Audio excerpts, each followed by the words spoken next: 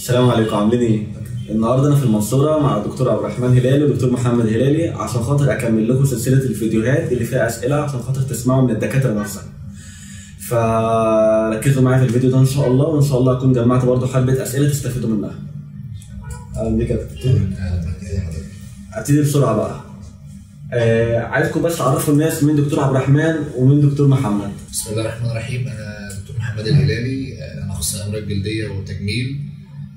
الحمد لله احنا في مجال زراعه الشعر بقالنا 4 سنين. الحمد لله اشتغلنا عدد كبير من العمليات والحمد لله لنا نتائج مميزه. انا دكتور عبد الرحمن الهلالي، برضو دكتور جلديه واخصائي زراعه شعر، وان شاء الله يعني نكمل معاكم دايما في المجال لحد ما نوصل بيكم العالميه ان شاء الله. انا عندي سؤال يا دكتور عبد الرحمن، يعني ده خاص بيا انا كعبد الرحمن. دلتا جه فتره من سنتين طلوع جامد قوي، وبعد كده اختفى بتاع سنه، وبعد كده الله اكبر جه طلوع جامد قوي. السنه دي ايه اللي حصل فيها؟ السنه دي احنا كنا فيها يعني احنا مبدأنا في الشغل ان حاله تجيب حاله، حاله تجيب حاله، حاله تجيب حاله. دايما بدايه اي حد في اي مشروع جديد بيجي له بعض الناس اللي تجربه. يعني احنا مثلا في تخصص الامراض الجلديه، مثلا لما حد بيفتح العياده في البدايه جدا بتلاقي جاي، او في البدايه بتلاقي جاي لك الحالات الصعبه. ليه بيجي لك الحالات الصعبه؟ علشان يقول لك انا رحت للدكتور 2 و3 و4 وما خفتش، طب ما اجرب الراجل الجديد ده. فلما يجرب الراجل الجديد ده ويبدا يخف، تبدا الدايره تدور، خلاص يبدا يجي الحالات الصعبه والسهله بعد كده. طب انت في الفتره الاولى مشكله الزراعه ايه؟ ان فيها فترات انتظار على ما نتائج تظهر. يعني انت علشان تبدا تاخد داتا من النتائج بتاعتك بتحتاج ما بين 6 شهور لسنه. في الفتره دي بتكون فترات دايما ايه؟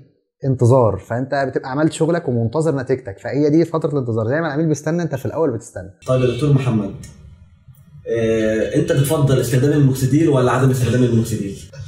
ده واحد من اهم الاسئله اللي الناس بتعترض على اجابتها قبل ما تسمعها. احنا هنفرق استخدام المينوكسيديل حسب حاله الزراعه. درجات الصرع المتقدمه سواء السادسه او السابعه او كمان الخامسه، احنا بننصح باستخدام المينوكسيديل مدى الحياه قبل الزراعه. لان طبيعه التغذيه الدمويه للنسيج اللي حصل فيه تليف مع نشاط الصلع بتبقى اضعف من النسيج الطبيعي.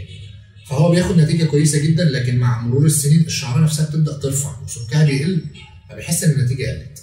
طيب درجات الصلع ما بين الاولى والثانيه والثالثه والرابعه، هنا نقدر نقول ان المينوكسيديل يعني اختياري. احنا بننصح بيه ان هو يبدا عليه في الاول ما بين 6 شهور لسنه. ده بيحسن النمو بتاع الشعر المزروع، وبعد كده يعني ممكن نوقفه تدريجي. النوع الثالث بالنسبه لنا ان بيكون فيه صلع نشط، فاحنا زرعنا جزء ولسه جزء. طبيعي الجزء اللي ورا دوت هيتاثر، فانا بقول لازم ياخد مينوكسيديل علشان يحافظ على الشعر الموجود قبل الزراعه. فاحنا في المحصله هننصح كل الحالات باستخدام المينوكسيديل. في حالات استثنائيه هو اللي ممكن يوقف المينوكسيديل بعد فتره، لكن طبيعي لازم اي زرعه ليها رعايه، ما رعيتهاش هتحس ان النتيجه بتقل مع الوقت. في دكاتره بتفضل يا دكتور يقول لك المستشفى احسن من عياده. في حاجه في الطب اسمها الهاوس اوفيس بروسيجر او العمليات المكتبيه باللغه العربيه. دي بتبقى حاجات مكتوبه في الكتب، اللي هو انت العمليه بتاعتك بتتم بمخدر موضعي بعد عمل التحاليل اللازمه. هل العمليات دي بتكون لازمه للمستشفى؟ طبعا لا. طيب هل المستشفى بتأدي خيارات اخرى لو حد عاوز يعمل عمليه في مستشفى؟ هي بتوفر لو لا قدر الله حصل اي طارئ، وده شيء نادر جدا جدا جدا لو انت كطبيب اخدت احتياطاتك قبل عمل اجراء العمليه ان هي تحصل اصلا. فالمستشفى ممكن توفر لك الحاجات دي كعامل امان اضافي. يا دكتور محمد، احكي لنا عن تفاصيل العمليه بتتم ازاي هنا في المركز. انا دلوقتي جاي ازرع، ايه اللي هيتم معايا من اول الكشف لحد ما اعمل العمليه؟ هو مبدئيا التفاصيل العمليه بتبدا من لحظه الكشف. احنا طبعا لازم نقيم الحاله الاول، نشوف درجه الصلع، نشوف المنطقه المانحه، نشوف تطلعات العميل، لان ساعات بيبقى ده معضله ان هو بيبقى متوقع شيء غير اللي احنا نقدر نقدمه له. في مرحله الكشف بنقيم العوامل ديت، بعد كده بنقول له الرسمه المناسبه والمساحه اللي هنزرعها وعدد البصيلات اللي احنا متوقع ان احنا نوصل لها ان شاء الله. بعد كده بنحدد يوم العمليه وبنعمل التحاليل اللازمه. بنبدا مرحله التخدير، ثم مرحله الاقتطاف، ثم فتح القنوات والزراعه. ده كله بيكون في يوم ما بين 7 ل 8 ساعات ان شاء الله. بيكون في الم قليل جدا في مرحله التخدير في المنطقه المانحه ومنطقه الزراعه، والعميل بيبقى صاحي طول اليوم ويمارس نشاطه طبيعي وبيقدر يروح وهو فايق وكويس ان شاء الله. ايه التقنيه المستخدمه في الزراعه؟ الزراعه بالبدايه خالص، عشان قبل ما نتكلم على التقنيه، هي الزراعه خطوات. في حاجه اسمها الاقتطاف، في حاجه اسمها الزراعه. الاقتطاف ده منه كذا نوع. اول تقنيه تمت في الاقتطاف زمان كان حاجه اسمها البانش ميثود. البانش ميثود دي كانت تقنيه اتعملت زمان ان هو كان بيتم الاقتطاف عن طريق بانش اللي احنا بناخده في اقتطاف العينات، وده كان بياخد رقعه كبيره من الجلد بشكل دائري ويبقى فيها بصيلات كتير. البصيلات دي لما كانت بتزرع كانت بتعمل شكل العروسه اللعبه بشكل باختصار يعني. بعد كده لقوا ان دي بتعمل مشكله، ان الشكل مش طبيعي والندبات اللي في المنطقه منها كبيره بقدر ما، فاحنا عايزين نوصل للشكل الطبيعي، فانتقلوا لطريقه الشريحه. طريقه الشريحه اللي هو كان بياخد جزء من الراس ويقطعه تحت الميكروسكوب عشان يعمل شكل صغير ثم يزرعه. طب شافوا ان هي بتدي قدر من الشكل الطبيعي في الزراعه لكنها بتسيب اثر في المنطقه المنح، فانتقلوا للطريقه الحديثه اللي اسمها نانو اف يو اي، اللي هو الاقتطاف الدقيق جدا، عشان خاطر يكون الاقتطاف عن طريق شعرايه واحده او جرافت واحد لوحده البصيلات وبيتم تخزينها ثم زراعتها. طيب ده طريقه الاقتطاف اللي هي النانو اف يو اي دلوقتي. طيب طريقه الزراعه الحديثه هي ايه؟ تنتقل لاكثر من طريقه. في طريقه اللي هي المستخدمه والشائعه اللي هي طريقه السفير او الصفاير، اللي هو فتح القنوات بتقنيه السفير ثم زراعتها عن طريق فورسيبس اللي هي زي الملقاط، اداه زي الملقاط. وفي تقنيه تانية اللي هي تقنيه الاقلام. الاقلام دي بتنقسم لنوعين، يا اما اقلام تشوي اللي بتفتح القنوات اللي تزرع بيها، يا اما الاقلام الذكيه اللي بتفتح القنوات ثم تحط القلم ثم تزق الزراعه بالقلم. في النهايه خالص الفيصل والحكم في النتيجه هو مهاره الايد اللي شغاله باي تقنيه. يا دكتور محمد، الادوات بتترمي ولا بيتم تعقيمها تاني؟ هو زي اي عمليه في الدنيا في جزء بيسموه مستهلكات متغيره، ده بيتغير بعد كل عيان، وفي جزء بيبقى مستهلكات ثابته، ده بتبقى حاجات يعني سير العمليه مش هنرميه بعد كل حاله، بس ده طبعا بقى فيه طرق تعقيم والكلام من ده، بحيث ان انت اللي هي الادوات الثابته في المكان دي لازم تتعامل زي اوضه عمليات عاديه خالص. الادوات الخاصه بكل حاله المفروض ديت بيسموها ديسبوزبل، دي حاجه بتترمي وبتتغير ما بين كل عيان للتاني، بحيث ان انت توصل في النهايه لدرجه امان اعلى لكل عيان ان شاء الله. لو واحد يا دكتور عبد الرحمن طلع عنده فيروس او طلع عنده اجسام مضاده ان هو خف، في الحالتين بتزرعه ولا ترفضه؟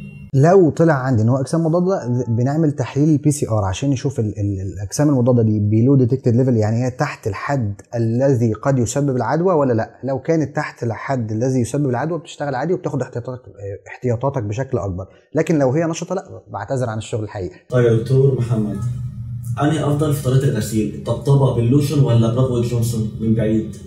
والله احنا النصيحه اللي بنديها للعيانين بعد اجراء العمليه، احنا بنقسم مرحله ما بعد العمليه ل9 ايام. ال3 ايام الاولانيين بيبقى غسيل بمحلول ملح بس بدون لمس، ال3 اللي بعدهم بيعصر الشامبو على فروه الراس بدون لمس وبعد كده بيغسل بمحلول الملح. ال3 اللي بعدهم اللي هم اخر اليوم السابع والثامن والتاسع بننصح ان هو يبدا يلمس فروه الراس طبطبه خفيفه مع حركات دائريه، ده بيحسن ان القشور تنزل بسرعه ان شاء الله. يا دكتور عبد الرحمن، ايه اللي هيحصل لو واحد ما بطلش المينوكسيديل قبل العمليه بشهر؟ المينوكسيديل بيسبب او بيزود التغذيه الدمويه لفروه الراس. ده بيضايقنا بالظبط زي اللي بيشرب قهوه مثلا، اللي بيشرب قهوه بيبقى جاي لي بتغذيه دمويه شديده شويه، فلما بنحقن محلول الملح في فروه الراس ونيجي نشتغل بنلاقي في حاجه اسمها ان بيحصل بينطرد المحلول الملحي من الراس وهو مسبوق بلون الدم، فهو بيضايقنا في الشغل لكن هو ما بيضرش العميل في حاجه. دكتور محمد، هل ممكن عمل صلع كبير في مرحله واحده اللي هو الميجا سيشن؟ الميجا سيشن بتتعرف ان انت تزرع اكتر من 3500 جرافت في جلسه واحده. ده بعض الناس بتسال عليه لدرجات صلع متقدمه زي السادسه والسابعه عشان يغطي مساحه الصلع كلها في جلسه واحده من الزراعه.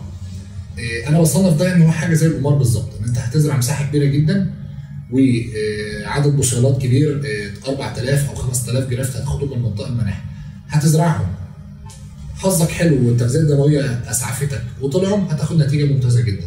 حظك مش حلو وده متوقع طبعا ان التغذيه الدمويه مش هتقدر تغذي، وده بيحصل مع اكتر الحالات، هيحصل نسبه هدر كبيره جدا، هتلاقيك استنزفت المنطقه المانحه وفي نفس الوقت النتيجه اللي خدتها ما عادش ينفع ترجعها تاني.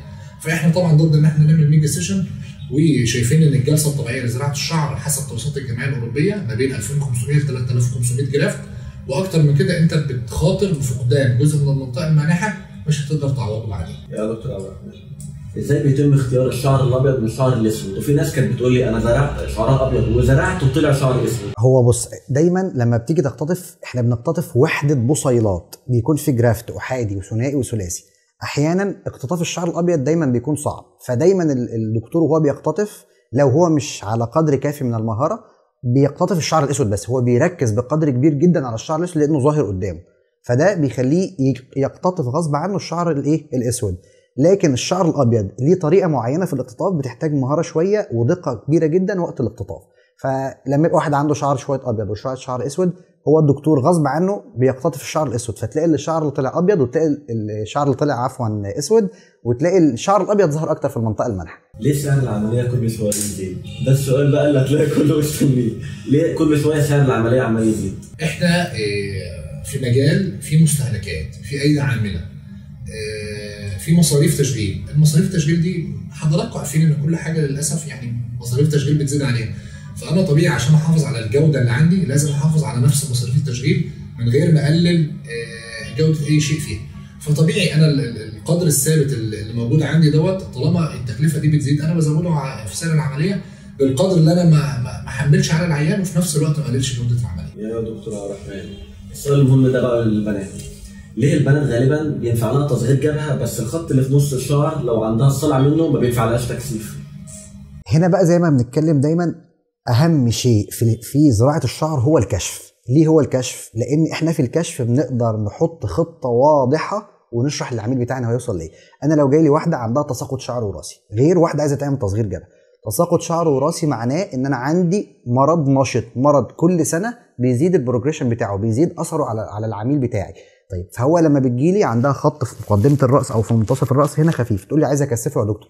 انا لما اكثف الخط ده النهارده بعد 5 سنين هو بيوسع بعرض الراس، يعني هي درجه الصلع عند السيدات بتبدا من النص وتمشي بالعرض عكس الرجاله.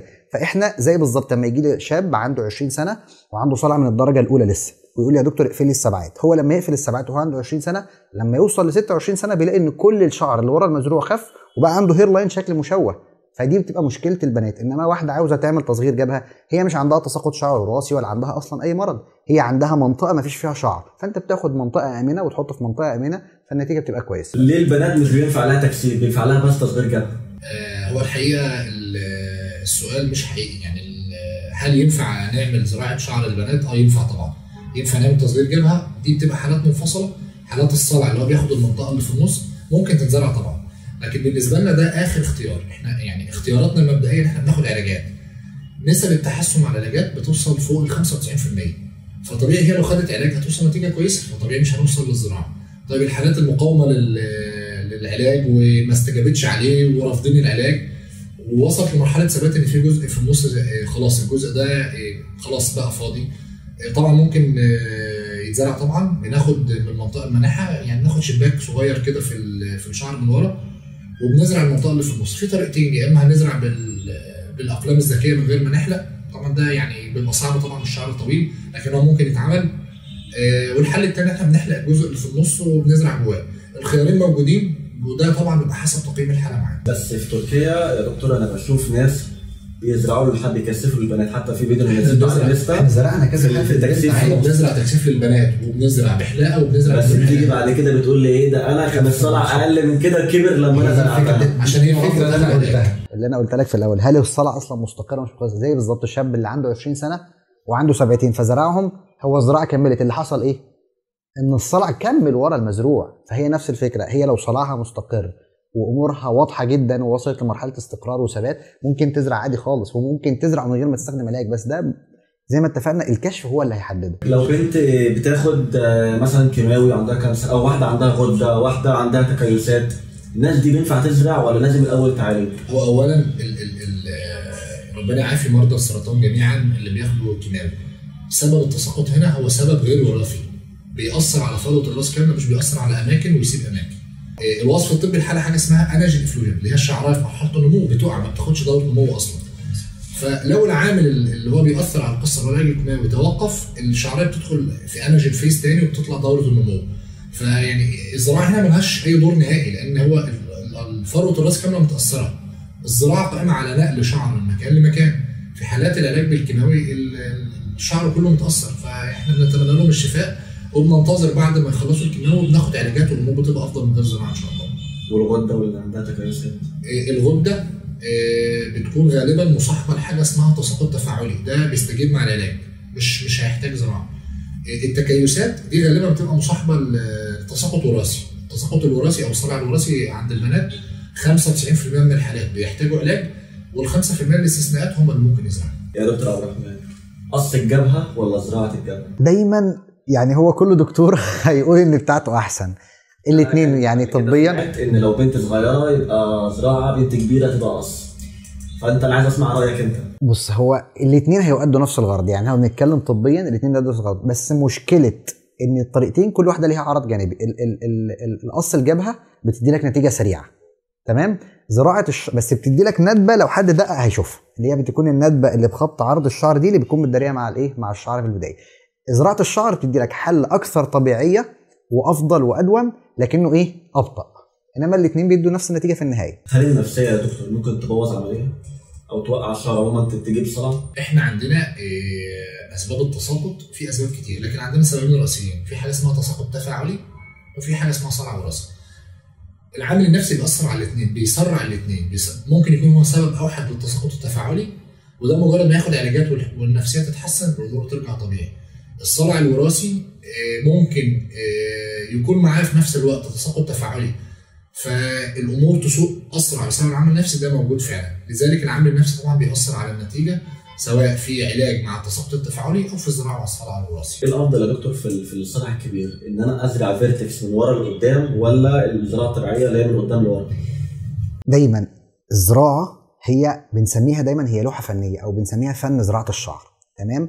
يعني انا جاي لي عميل درجه 7، الدرجه ال7 دي ليها كذا حل. الفكره كلها ان انت مش هتقدر تحوله من الدرجه ال7 للدرجه الاولى في مرحله واحده او في وان شوت. طيب فالافضل ايه؟ انك تحاول تشوف باترن من باترنز الصلع، او شكل من اشكال الصلع اللي ربنا سبحانه وتعالى خلقها، وتوصل الصلع للدرجه 7 ده ليه. بمعنى ان انا هيبقى عندي اكتر من حل. في حل منهم ان هو يقول لي يا دكتور ازرع التاج واطلع لقدام، اللي انا حولني ان انا ارفع لي المنطقه المالحه وغطي لي التاج وكل الكلام ده، بس مش هقدر اطلع لقدام. في واحد تاني او الاكثر منطقيه، ان احنا بنوسع ال7 دي ونوسع ال7 دي ونعمل زي حرف التي كده في الراس، اللي انا هحوله من صلع من الدرجه ال7 لصلع من الدرجه ال4. فانا نقلته من مرحله لمرحله اقل تقدما، مش مجبر معاها على عمل مرحله تانية لانه بقى شكله طبيعي. لكن لو مخزونه في المنطقه المالحه يسمح له بعمل مرحله تانية، او الدقن تسمح له بالتبرع، نقدر نعمل مرحله تانية ونغطي فيها السبعات او نغطي فيها التاج. انما ان انا احوله من شكل طبيعي لشكل غير طبيعي، فانا كده ضريته. يا دكتور، اقل سن للزراعه كام؟ ولو واحد زرع قبل استقرار الصلع؟ هي الحقيقه مفيش سن معين نقدر نقول ان ده سن مربوط ان احنا ناخد قرار الزراعه ولا لا. يعني انا لو جالي حد عنده 20 سنه ووصل لصلع درجه 6 ومستقر، طبعا دي حالات نادره لكن ده بنشوفه، ده ممكن يزرع عادي خالص. لكن السن الصغير دايما لو الصلع وصل لدرجات متقدمه بنكون متوقعين ان النشاط العنيف ده ممكن ياثر على الشعر في المنطقه المالحه، فالشعرايه اللي هتتنقل دي ممكن تخف مع السنين. فلذلك ده هقول له حتمي هتاخد علاجات واساسي فيها مينوكسيديل. عكس واحد عنده 40 سنه والامور مستقره، عادي ممكن نزرع الجزء اللي ظاهر، ويعني مش هنبقى في عرضه ان يحصل ان الشعرايه تقل زي اللي عنده 20 سنه والصلع عنده عنيف من الاول. فطبعا مع الفحص احنا بنحدد هو يقدر يزرع ولا لا، وده مش مرتبط بسن، مرتبط بنشاط صلع. يا دكتور عبد الرحمن، الفينسترايد والدوتاسترايد والسوبرميتو دورهم ايه قبل وبعد العمليه؟ نفس الفكره. احنا دلوقتي عندنا المريض اللي عنده صلع وراثي. صلع وراثي ده مرض ليه علاج. العلاجات اللي بنسميها صلع وراثي ده مرض مزمن زيه زي السكر زي الضغط، تحتاج علاجات مستمره. ايه العلاجات اللي صرحت بها منظمه الغذاء والدواء الامريكيه لعلاج الصلع الوراثي؟ عندنا حاجه اسمها المينوكسيديل وحاجه اسمها الانتي اندرونز او مضادات هرمون الذكوره. مضادات هرمون الذكوره دي كلها بتندرج نحو اللي انت قلت اللي هم الفينسترايد او الدوداسترايد او السوبرميتو اللي بيشتغل عليهم بشكل طبيعي شويه. فاحنا فكرتنا كلها هنا في طبيعه مرض وطبيعه علاج، كلها بتشتغل كلها بتشتغل، بس انت بتقيم حالتك حسب درجه الصلع اللي عندك وحسب العميل بتاعك هيستفيد من العلاج لاي درجه. طيب كلنا بنسمع عن الاعراض الجانبيه بتاعتهم، هل الاعراض الجانبيه دي شديده الظهور؟ لا، هي نادره جدا جدا جدا، ولو حصلت فهي اصلا بتروح باثر رجعي مجرد ما العلاج يتوقف ويخرج من الجسم. يا دكتور محمد، هل الشعر المزروع دائم ولا بيقع بعد فتره؟ هو اصلا نظريه الزراعه قائمه على حاجه اسمها الدونر سيف اريا. الشعرايه في المنطقه المانحه غير متاثره بنشاط هرمون الذكوره، فالشعرايه اللي بتتنقل بتحافظ على طبيعتها وهي في المنطقه اللي مزروعه فيما بعد. لكن مع السنين بسبب ضعف التغذيه الدمويه ممكن ترفع شويه. فالشعر المزروع نقدر نقول ان هو دايم، لكن محتاج متابعه معينه علشان ما يرفعش كثافته تاني. يا دكتور عبد الرحمن، في مراكز بشوفها اللي هو خلاص مقتنعين ان هو بيجيب مشرط وبيقيس عليه جرافت من الجرافتات ويفتح بيه قنوات. ده يفرق ايه عن سفير؟ احنا زي ما اتفقنا ان المفروض ان كل شعرايه ليها دبس معين في الراس، او كل منطقه من الراس المفروض ليها عمق معين الشعرايه تكون عليه، عشان خاطر سمك فروه الراس في كل منطقه مش واحد. طيب احنا لما بنجيب المشرط، او الناس اللي لما بتستخدم المشرط ده مشكلته في حاجه واحده بس، ان انت علشان توصل لعمق معين الفتحه بتاعه المشرط بتكون واسعه جدا، فبتعمل تهتك شويه في فروه الراس، وبيعمل حاجه اسمها تروما. التروما دي بتعمل بعض الاعراض الجانبيه بس هي نادره الحدوث، يعني ده للامانه الطبيه. ممكن يحصل حاجه ان مع كتر التروما بالمشرط ده تعمل حاجه ان هي بتصيب بعض الاوعيه الدمويه، فبيعمل حاجه اسمها بوست هير ترانسبلانتيشن نيكروزز، ان هو جزء من الجلد لا يصل له التغذيه الدمويه فيموت بالجرافتات اللي فيه. الحاجات دي نادره الحدوث، نادره الحدوث. هل المشرط بيخلي ده يظهر بشكل اكتر؟ ممكن يظهر بشكل اكتر، لانك هتتسبب في جراحه فروه الراس بشكل اصعب جدا من السفير اللي بيكون بمقاس ادق، مناسب جدا لكل جرافت ومناسب جدا لكل عمق، او السليتس اللي هي بتكون برضو مناسبه حسب حجمها وحسب عمقها حسب ما انت شغال. الواحد يا دكتور بعد سنه بيبطل المينوكسيديل ولا لازم يكمل عليه؟ ويعمل ايه لو سمك الشعر عنده ضعف بعد فتره؟ صلع درجه 6 او 7 خد مينوكسيديل مدى الحياه علشان شعرك ما يرفعش بعد 3 4 سنين. صلع درجه اولى او ثانيه او ثالثه ممكن تاخد مينوكسيديل لمده سنه يسرع النمو، وبعد كده ممكن توقفه. بعد سنين لو انت حسيت ان شعرك بدا يرفع عادي ممكن تاخد المينوكسيديل فتره وترجع توقفه تاني، مفيش مشكله. فهو في النهايه حسب درجه الصلع انت هتقيم هتاخد علاج ولا لا، لكن احنا كنصيحه مبدئيه العلاج بيحسن نتيجه الزراعه لكل مراحل الصلع. بس هو ممكن اقول تعقيب بس ان في بعض الحالات الدرجه السادسه والسابعه بتكون فيها يعني زي مثلا لو احنا هنجيب مثلا الناس الهنود او الناس بتوع جنوب شرق اسيا، طبيعه شعرهم اصلا حتى وهم درجات صلع متقدمه منطقه منحى ايه؟ قويه جدا جدا جدا، هو الشعر فيها سميك بشكل يدل ان هو مش هيرفع، وعدد الشعر فيها كبير جدا جدا جدا.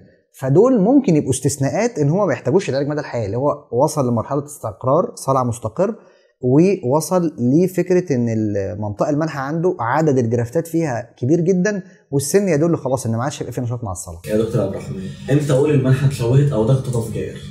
حلو، ده سؤال مهم جدا. يعني برد بيه على نقطه تانية خالص. لما يجي لي حد يقول لي يا دكتور انت ليه ما اخدتش عدد اكبر من اللي انت جبته؟ يعني مثلا انت ليه جبت لي النهارده 2600 وما جبتش 2700 او 2800 او 3000 وغطيت مساحه اكبر؟ احنا لما بنيجي نقتطف بنعتمد على قاعده معينه في الاقطاف اسمها الدونر دومينانت، اللي هو قدره المنطقه المنحى على التبرع. عندي طريقه معينه بختطف بيها علشان خاطر ما اشوهش المنطقه المنحى وما اسيبش فيها مشكله.